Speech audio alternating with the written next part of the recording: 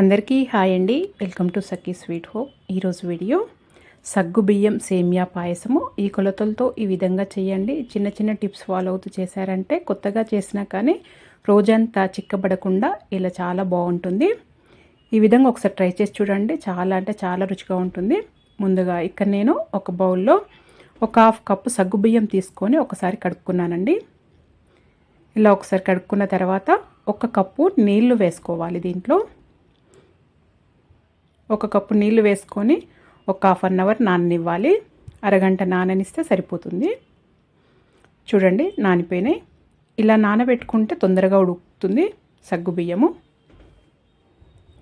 ఇప్పుడు ఒక పొయ్యి పైన పెద్ద కడాయి పెట్టుకొని ఒక 2 టీ స్పూన్ల నెయ్యి వేసుకోవాలి. కొద్దిగా బాదాము కాజు వేసుకొని వేయించుకోవాలి. ఈ బాదం కాజు మాడిపోనివ్వకుండా లో ఫ్లేమ్లో ఇలా మంచిగా ఫ్రై అయ్యే వరకు వేయించుకోవాలి. ఇవి కొద్దిగా వేగిన తర్వాతనే కొద్దిగా కిస్మిస్ వేసుకోవాలండి.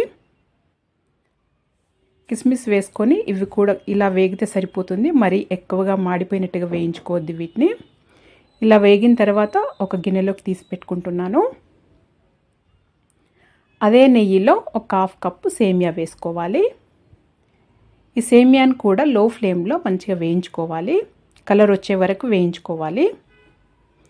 చూడండి ఇలా కలర్ వస్తే బాగుంటుంది రుచి.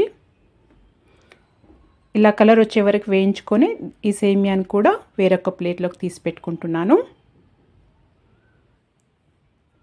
2-3 ప్యాన్లు వాడకుండా ఒకటే ప్యాన్లో ఇలా చేసుకుంటే తొందరగా అయిపోతుంది. ఎక్కువగా గిన్నెలు కడగని అవసరం లేదు. ఇప్పుడు అదే ప్యాన్లో 1 లీటరు పాలు పోసుకోవాలి. ఇవి ఆల్రెడీ వేడి చేసిన పాలేనండి. ఇప్పుడు ఈ పాలు వేసిన తర్వాత ఇలా ఒక్కసారి మరిగితే సరిపోతుంది. ఇలా వేడైన తర్వాత మనము వేయించి పెట్టుకున్న సేమియా వేసుకోవాలి. ఈ సేమియా వేసుకొని మంచిగా కలుపుకొని కొద్దిగా ఉడికిన తర్వాతనే ఈ సగ్గుబియ్యం వేసుకోవాలి.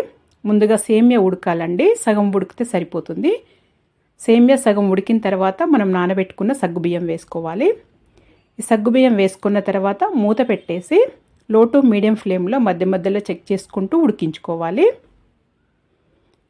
సగ్గుబియ్యం నానబెట్టుకున్నాం కాబట్టి తొందరగానే ఉడుకుతుంది. చూడండి ఇలా ఉడికిన తర్వాత ఇంకా కొద్దిగా ఉడకాలి. ఈ స్టేజ్లో 1/2 కప్పు చక్కెర వేస్తున్నాను. మీరు ఇంకా కొద్దిగా స్వీట్ ఎక్కువ కావాలంటే 1 కప్ అయినా వేసుకోవచ్చు. ఒక 1 టీ స్పూన్ ఇలాచీ పౌడర్ వేసుకోవాలి. వేసుకొని అంత చక్కగా మిక్స్ చేసుకొని ఇలా కలుపుకున్న తర్వాత ఇప్పుడు మళ్ళీ ఒక 2-3 మినిట్స్ ఇలా ఉడికించుకోవాలి. తక్కువ మంటలోనే ఉడికించుకోవాలి. లో ఫ్లేమ్లో మూత పెట్టేసి ఇలా ఒక 3 నిమిషాల పాటు ఉడికిన తర్వాత మనం ఫ్రై చేసి పెట్టుకున్న నట్స్ వేసుకోవాలి. వేసుకొని చూడండి ఆ వేడికే సరిపోతుంది.